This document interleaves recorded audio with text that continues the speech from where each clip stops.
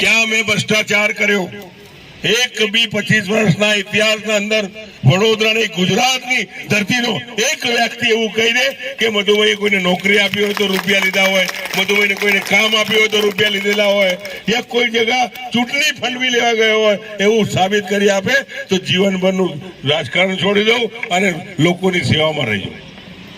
પણ આજે તમારી નારાજગીના લીધે આપ સૌએ કીધું કે અમે આવી રહ્યા છે.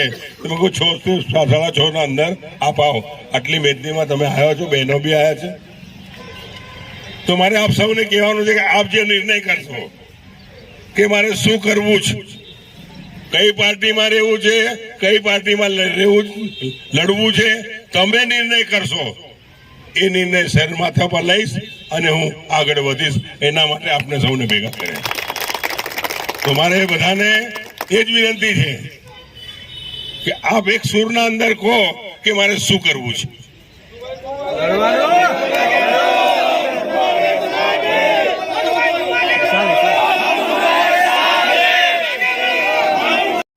પાર્ટી ભારતીય જનતા પાર્ટી ફેરથી નિર્ણય બદલે એનામાં તમારું સહકાર છે કે કેમ?